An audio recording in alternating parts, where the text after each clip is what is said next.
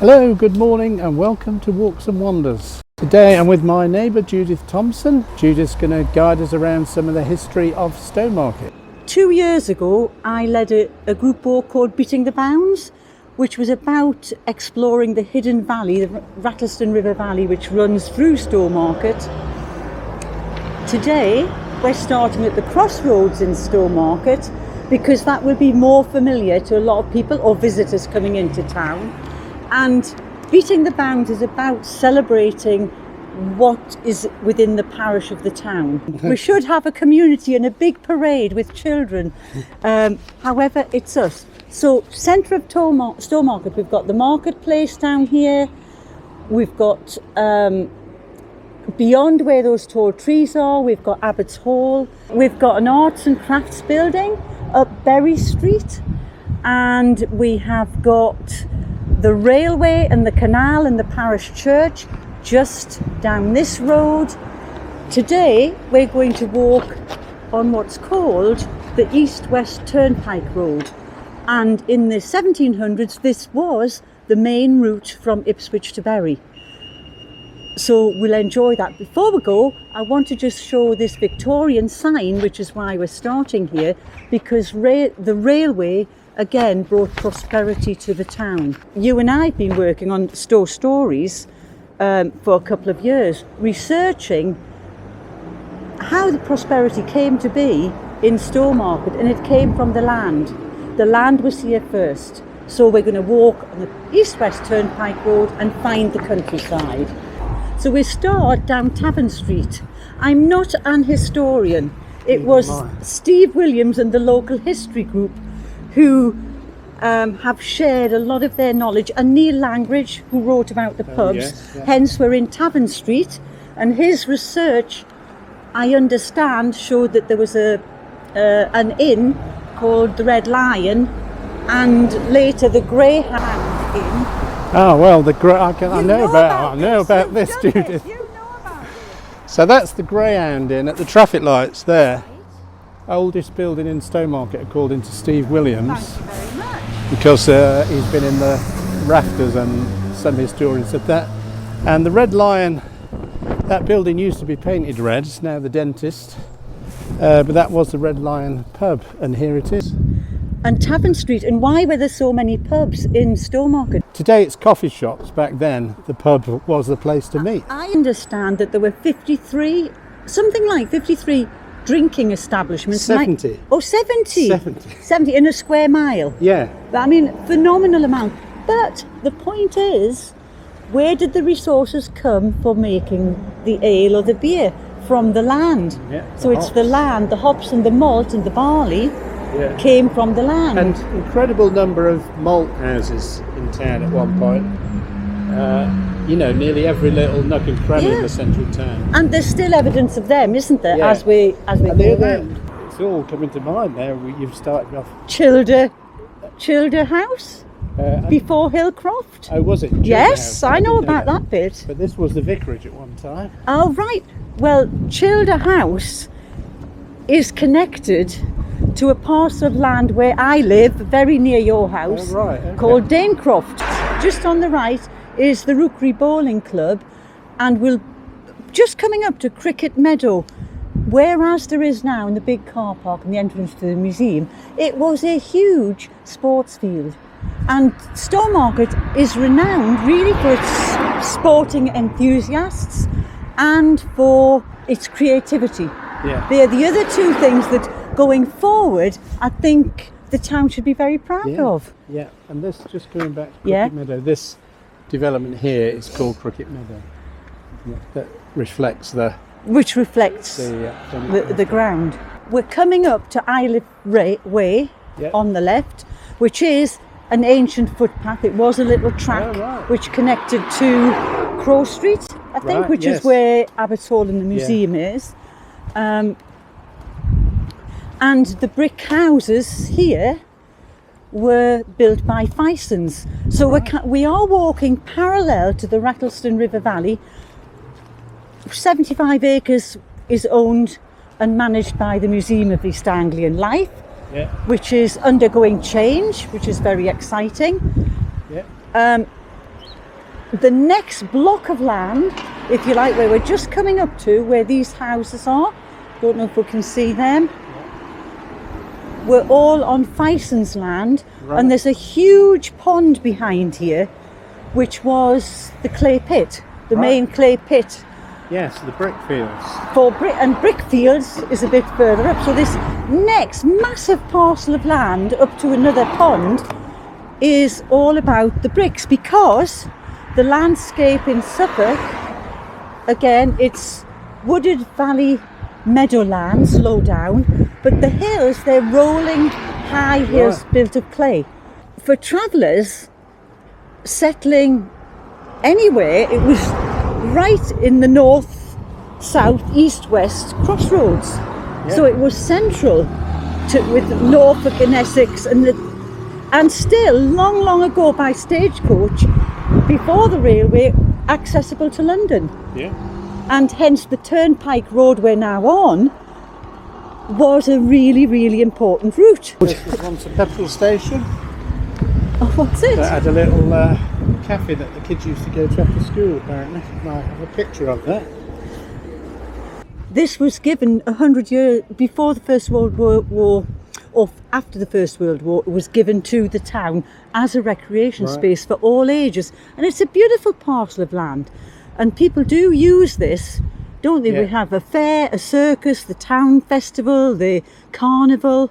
And there was, when we were talking to a couple of oldies that we did a video about, they were remembering there's a swimming pool where the skateboard thing is. They were also remembering the shelters. Where the memorial shelter. Memorial shelter. Yeah, it was over there. It was over there. The town council is very proud of this space, and they are looking to enhance what it is now by there's a big movement for people to nurture nature. And we need to nurture nature because of the huge loss of every kind of species. And so they are working towards a plan. Memorial gates, Don. Yes. You know about these. Yes, well, they're 100 years old this year. Let's just go around the other.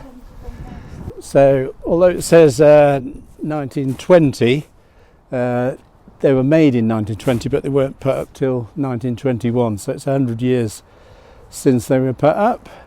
And we've got a video with Bob Bailey telling us about some of the names on the gate.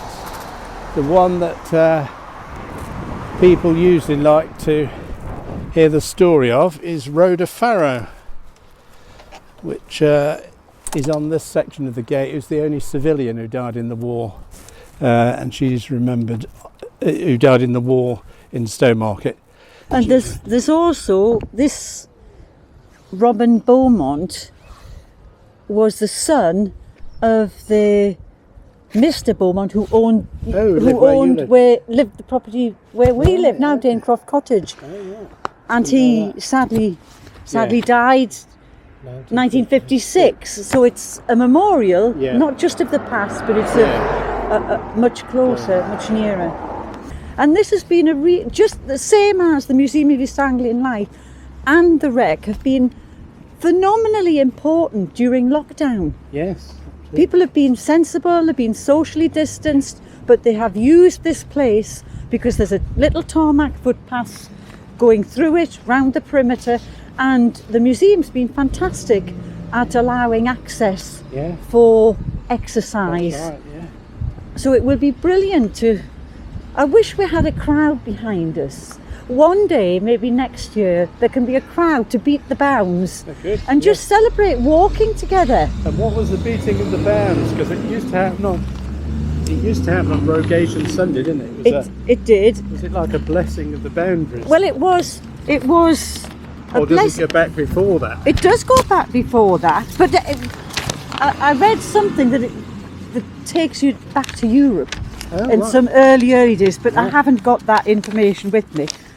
But it was aimed at reminding everybody of the boundaries of the parish, and it was linked to the church. But it was, I think, it was a community event. Right. Okay. So people, and the big thing is that it involved all ages. Yeah. And it was about marking out boundaries. Now today, we are going to spend some time actually on a boundary and on neighbouring parish boundaries, but it was important for the children because this is long before there was anything written or maps. So people got it into the minds of young people where their land boundary was so that they could defend it if necessary. But also, they used to do things like, with children, they would tip them upside down and put their heads on boundary stones, not to beat the children, but to help with them with their memories. So make it something special. As they grew up, everybody would know where the boundaries were. But again, that's for us. And what's really funny about Don and I is that we are incomers. This is foreigners. A Geordie who's adopted Stowmarket from the northeast industrial fishing community. Why I, man? And don't start me off. And there's something. I'll put subtitles if you're going to Geordie. There's something about the working class, the industrial heart of Stowmarket that just rings a bell with me.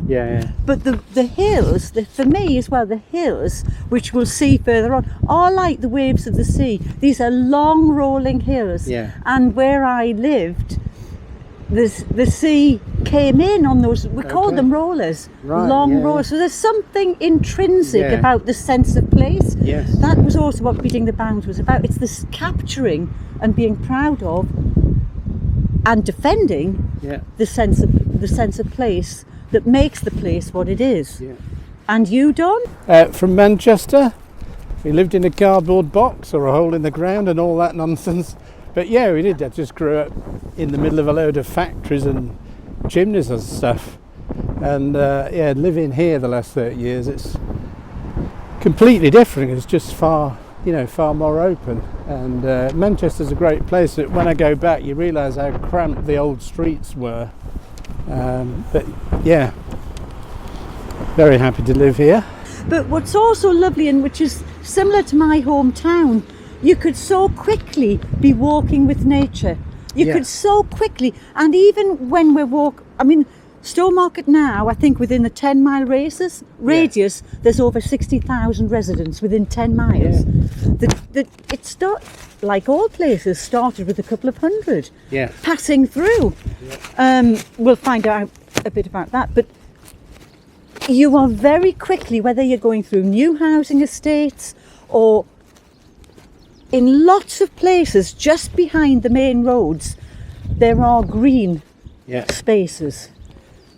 So there's plenty of green within the urban environment, but you are so quickly, although we're going very slowly, which is fine, you're so quickly it's good. Into open countryside. Even if you're right in the town centre, you can easily walk into open countryside. And we're talking 20 minutes, aren't we? That's all it takes for us to get back to our homes, which are a step away. On the right here, this is the road to, we'll pronounce it all wrong, Wanus, and you know, one house spelling, but Wanus, a village, and this area here is a pond, and this was part of Fison's as well. So this area around here was all part of Fison's clay pit. This is a clay pit, pond, and all the way up from town through the valley, there are ponds, which were originally worked as clay pits. Oh right, I didn't know this was one. I knew there was some. Fison's was all around here and beyond. We are still very slowly, but we are walking uphill now. We're not at the top of the hill. We'll cross over yet. This is Clover's Court. And in here, we'll just dip in. Just dip in the side here, because this corner there were two mills. One on Clover's Court, it was Finborough Road Mill, and in the early 50s it was known that the miller was milling for feeding stuff and was a distributor. Before that, there was a smock windmill on this corner, owned by William Lorimer Fison. It was severely damaged by lightning strike on Friday the 25th, 1826. But from the church, the parish church, which has got a very tall tower, if you were the other side of the river looking west, you could see it. What you saw was the Smock Windmill. Yeah, and here's a picture of that. It was in 1884. In 1884, a catastrophic fire on the night of August the 5th completely destroyed the Smock windmill. They thought the earlier lightning strike, they thought it was the shutter sails that acted as lightning rods because they were made of metal. Okay. But again, just more evidence of the connection of the land to the prosperity of the town. Yeah, which is also to do with the basket works being here and all the osier beds. Yes. It's Danes Court. It's Danes Court Avenue, but I'm going to refer to Do You Wonder Where You Wander by our local historian. But there's evidence of a Danish encampment here. Yeah. And around 870. And this would be the period where King Edmund and his death at Oxney at the hands of the Danes, the Danecroft nursery, which is where we're going, that existed on the Finborough Road until the 1960s, the fields and the meadows on the south-facing slopes of the river were thought to be the site where the Danes actually camped. Right. And that's exactly where Tinkler's Meadow is. Yeah. Because when you walk along here, we're at the high point now. Coming out of town, we're still high. Yeah. You can't see the valley. You will catch sight of it, but we're high. From here, there starts to be a gentle slope down. Yeah. And the Danes were a clever bunch.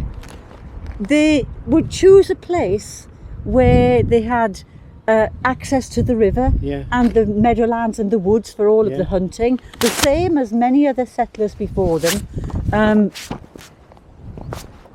And it's exactly the point. You'll see this is a lovely part of the walk where we slope down.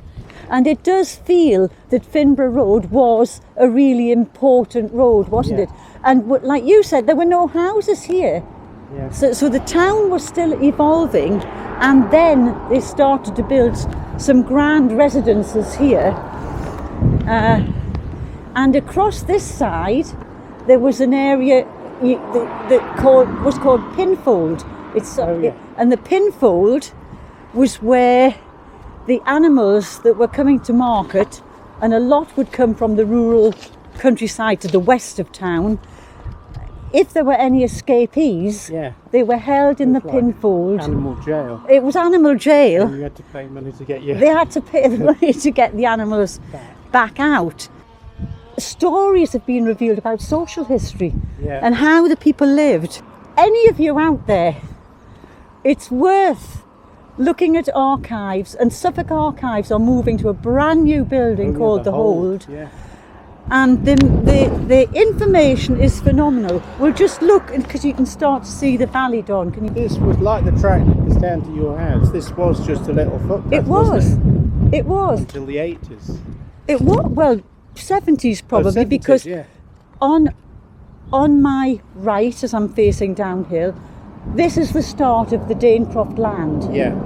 And where I live is down a little track beyond those trees, but you can see through those trees the rolling hill. Now we're on a parallel rolling hill. Yeah. This was a rolling hill, and the next rolling hill is before the A14. Yeah. This is all going down to the river. It's all going down to the river, but even here it's quite a steep slope. Yeah. If you imagine, that's quite a steep slope, whereas when we get to Tinkler's Meadow it's a gentle little slope. So I reckon that is the spot. But this was all a splendid picture. I think it's described as a splendid picturesque residence, Danecroft Villa, and we've got back as far as 1838, I think. But it goes back further, but again, because of lockdown, we just haven't been able to get as far back. There's a story about Our Lady. So the name Beaumont Way, yes, you could think, as I did when I moved here, that it's Beautiful Mount. Which is what Beaumont literally means, but it's not that, is it? It relates to a former resident of your house. Mr. Beaumont. The father of the soldier that died, he lived there, and he must have negotiated. Again, this family of Mr. Beaumont who still are in Stowmarket, please get in touch. We'd like to know more, because he must have negotiated a different route to Right. create Beaumont Way, because originally Danecroft Cottage connected through a little footpath to Danecroft Villa. Okay. They still had access to this lane, Yeah. but they needed to create a road, I assume. On the left-hand side now, there was a Danecroft nursery. That's the other wonderful thing. You know how passionate we are, my husband and I, for gardens. Nursery, not a nursery for little children. No, not a nursery for little children, a plant nursery. Yeah. And historically, there were really renowned gardeners who sold their flowers and bulbs in London. Oh, wow. Really renowned for dahlias. Oh, I can't list all the plants. But there was quite a specialist nursery, and renowned for tomatoes. Oh, yes. In the later years. I can't remember the acreage, but an extensive piece of land with grounds. You know how they used to talk about people, Yes. and there are lots of big houses in Stowmarket that had grounds. Yeah, that's right. As well as the industrial heartland of the town. But we're coming to the one remaining feature of Danecroft Villa, Oh, right. which I'm sure. But this fence post. Oh, that is one, the gate I post. wonder if that's the gate. That is the gate post. That is one. There are two. Oh, there I are forgot two. there are two. That is the gate post. How marvellous.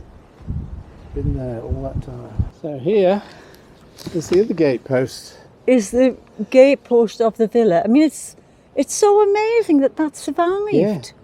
I love it. History here. There are links. This is a clue. There are links to royalty. Oh, yes. There are links to Australia. There are links to New Zealand, which people don't realise. And I'm talking about the 17th, 18th, Right. 19th century. That far back. People who were renowned servicemen in the British Army, Yeah.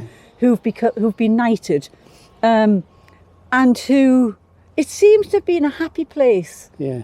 There was a man called Charles Turner who lived here, who was a great grocer and drapers Oh, right. in Stowmarket. You've talked about him in one of your videos. But Owned a lot of shops in town. he owned Woolworths. Oh, yeah. His was the old Bit before Woolworths. it was Woolworths. Long before it was Woolworths. But, you know, fabulous representation. And he lived there at Danecroft. He lived at Danecroft Villa. He died at Danecroft Villa, so he was a resident there for a long time. Wasn't there a guy, or is this somewhere else? There was a guy involved in India. No, there've been several. Okay. One of them was Sir Henry St John Henry Mitchell Fancourt, Oh, yes. and he was a JP as well. But And his He lived at Danecroft. yes, he did. Villa. He lived at Danecroft Villa after he'd retired. We've got a lot of lovely stories about him, but a particular one, which is true, is that he was doing work in his garden and he discovered prehistoric remnants Oh, that was him. with tools and flints. Yeah. Yes, he He was the one that travelled all over. This east-west turnpike route was an important route. Naturally, it got to the rest of the country, didn't it? Yeah. Coming this way. Oh, I've forgotten my willow stick to beat. How could I have forgotten the willow sticks to beat? Tinkler's Meadow. Just have a little look here. This is Tinkler's Meadow, and where I live, we share a boundary just the other side. And it was a terrible day when some builders some workmen took the whole surface of the soil, took the hedge really out. There's not a hedge, it was a historic hedge, which we'll see further on, with a plan to build houses. Yeah. The river is literally just beyond the piles of wood which were left from where they took up the trees. And where we're standing now is what's called in Stowmarket a settlement boundary. Okay. So you are not supposed to build outside of there to create a gap between, in this case, the Windmills boundary Yeah. and Stowmarket. So it creates a strategic gap and an open space. But as we walked along there, we're just sloping down now. We've sloped down quite a lot, actually. You can see this is what's called also a pinch point for wildlife, because the river is just beyond the piles there. It's where the trees are, and the road. So they've come together in a narrow space. So for wildlife, they need to be able, whether it's bird or mammal, they need to be able to come through the valley. Like a corridor, isn't it? It's a green wildlife corridor. More recently, there was a brother and sister that lived here. Viewers of my channel will know I've gone on about this a lot of times. But one of them was in a caravan that's now gone. Yes, it has. There were three, actually. Oh, were there three? Yeah, there were two other caravans. And then this old railway carriage, which fascinates me really. And it was brother and sister. I think he was a carpenter. There was the father, the parents. Oh, right. Were they? And the brother and sister were born here. Oh, right. They lived here for 90 years. And the whole of this meadow was part of the Danecroft land. Right. When we get to the end of the meadow, that gives you the whole of the parcel of land known as Danecroft. So this was sold out of Danecroft possession in 1927 by the family who then lived here. They were never seen. They were so discreet and they loved nature because of the low level of the railway carriage. The parents lived in one and a brother and sister had one each. And Joey Barham died in 2014. And since then it's had an uncertain future. And so from that, local people objecting to the housing proposal, then came the Stowe Stories project to say, actually, nobody knows about this valley, and yet it's a really, really important contribution to the town. And of course, you've got here 3 ancient woodlands, which is the other key thing about the wildlife. You've got, just beyond where we're going, Northfield Wood in Wannes, and you've got Temple Grove, which is we're going to walk up there, and Dales Wood. So you've got 3, and they are ancient woodlands. It's a very free and open rural space where we've got a wealth of wildlife. We'll talk about that when we get a bit nearer. And this is lovely because the actual road follows the meander of the river. This is a real meandering, gentle road, but this is an ancient monument. And actually, I'm glad we're here at this time of the year, because in summer it's completely lost. But it is a milestone from the mid-1700s. You've already know about this, but a lot of people don't realise it's here. Yeah, it is. There are clearer ones. There's one up near the Cedars Hotel at the other end of Stowmarket with very clear writing. This, I think, because it's been in the hedges, and then whoever's sort of cleared the growth has trimmed it, and I don't know, people have kicked it, or all sorts of stuff has happened. But it's still here. But it's still here from the 1700s. And the other thing that Steve Williams told me about this, when the vagrants decided they wanted a night in the workhouse, they would first come here and bury any money they had. Oh, really? Because when you went in the workhouse, they emptied your pockets, and anything you had went in the funds for the workhouse. So Steve said what the vagrants used to do, if they thought they'd go in for a week or two at the workhouse just to have shelter, they'd come down here, bury any money they had, perhaps not right near it, but in this vicinity, so they would know where to find it. Yeah, and then they get to the workhouse, and then when they come out, they'd come back and dig their money up. We're just coming out of Stowmarket and going into Wannes. We should have children with us, because they would obviously have the willow whips to beat the boundary. Which is what it was about. Which is what it was about. They're beating and tip someone upside down. Yeah. Well, you're not doing it. You're not tipping me upside down. So we're just coming through Wannes, and actually right where we are, within 100 metres to the south, we've got 4 parishes. Right. And which is very unusual. We've got that happens in 2 places, to the north of the river and to the south of the river. Well, really the south, but here we're going from Stowmarket into Wannes. Just down Wash Lane, we go into Great Finborough and Coombs. Coombs is just a bit further. But as we go further on our walk, you literally are crisscrossing. It's the weirdest thing. It's not a straight line. They didn't do straight lines. They did really quirky patches of land. probably about which farmer owned which field, going way back. And they would go work the field boundaries, which is what the beating the bounds is about. So we're now just turning into Wash Lane, which has a little ford down here, which we'll come to. So the thing I found out when we were doing the thing about basket making and osier beds and your winter woodland management, is that quite a few of the basket makers live down here. They did. And whole families, including the kids, would strip the willow and all that kind of stuff. They did, but it was number 4 Wash Lane. Okay. And we've got a letter from a relative of the chap. He came from London. Right. And started the basket making because this whole valley from the golf club. So for people who don't know the area, the golf club continues along this road. Right.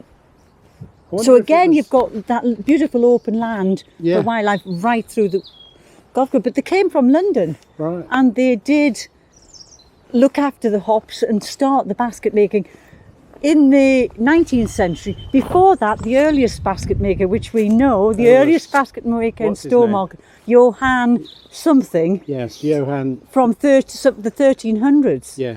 Was the first basket maker in Stowmarket. Yes, I'll put it on the screen. Yes, put it on the screen. But then they used to take the baskets to the train station and into London from there. So they did, it was a big thing. It was the second largest osier growing area in the country for a time. We've got a Danish encampment down here, Don. All right. Oh, that's very exciting. I know these people live here. Yeah. Hi.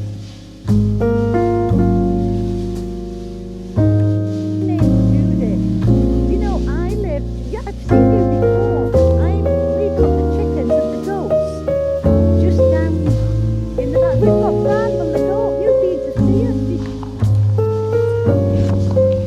us. We're just on Wash Lane corner, and it's amazing, but there are so many footpaths that crisscross the different fields. People need to have a look at a map and make their choices. Where we're aiming for is just the top of the hill, so we can look down and look back at the Green River Corridor and some features in the town. So we'll do that, and then anyone else who wants to walk this walk will need to plan and sort out their route. We're now halfway up the hill. There is a hill in Suffolk, a rolling hill. There is, I feel it. And just beyond us, this is the public footpath, which joins another public footpath, which takes you then. There's so many different routes. You can go beyond the golf course, to the golf course. You can go across the valley towards, where would that be towards? Towards Shelland and Harleston. Yes. Which is stunning. And I know we've taken a slow walk, but actually we're 30 minutes from the centre of town at this point.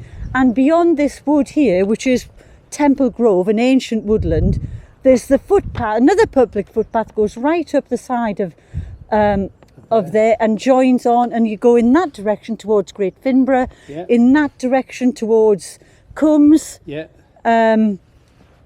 It goes through to... and Buxhall, but Coombs goes to Church Lane. And beyond, there's a wonderful, beating the bounds, wonderful walk you could do, which takes you over to the church, the hidden church, by Roots and Shoots. Badley. Oh, Badley, Badley Church. That walk is just glorious. It is, yeah. So we're just going to finish to get to the top of the hill on a private track. The farmers are extremely generous, and it is their private track, part of which is a public footpath. And as we're walking up here and on the public footpath, there you literally are crisscrossing those parish boundaries. So children would probably have very sore heads. But isn't it funny, I was thinking about children these days, because we live in a woodland, they love to carry a stick. It's an intrinsic thing. It is. Did you do that as a young lad? Yeah, probably, yeah. About crossing 4 parish boundaries. Yes. If you look there, there's Great Finborough Church spire. Yeah, of course. And then look over there, there's the Windmills, which is probably more visible. And then somewhere near that, see if it's to the left or the right, is the Stowmarket Parish Church spire. we've just lost the light a little bit, because why we love coming up here is you get to see Mendlesham Tower, which in its day, of course I haven't got all the facts, but in its day it was like the highest tower in Europe or something. The water tower has also got a really amazing history to do with its construction. It's a Bolton something tower. So, you know, there's things you can find out. It's, again, not really the right time of year, but from here in later spring, and certainly in May, you get this green ribbon of the trees that go along the river, because they haven't been lost. Because this Rattleston River Valley historically has always had trees, and it's the part that runs through Stowmarket is largely in private ownership, where it's the museum or us or a couple of farmers. Then the trees and the landscape is very much the same. But it's hard to see just with the light, but it was worth coming up. It's given us that extra bit of exercise, our lockdown exercise, Don. You can see a lot in the old workhouse. We'll head back via our property and see what we can see there. Just so we're back on the public footpath after coming down the hill, and we're right down towards the valley bottom, public footpath between Coombs Lane and Fimbra Road. And this is so exciting because it leads to our patch. So I'm whipping. If I had a willow, I'm beating like mad. Because these days, through time, communities have completely changed the rules, and it's become a celebration. It still happens in the Tower of London. There are all places all over the country where it happens on a systematic basis. Might not be every year, it might be every few years, but where the community go out. And of course in Scotland it's called riding the bands. They used to go out on their horses and ride the fields. And we're coming to this little bridge where we had the conversation with Hazel and Dave, who hadn't met here for decades, and that was so lovely. And this has become such a popular lockdown walk. And here's my husband. I forgot to take my willow beaters for beating the bounds.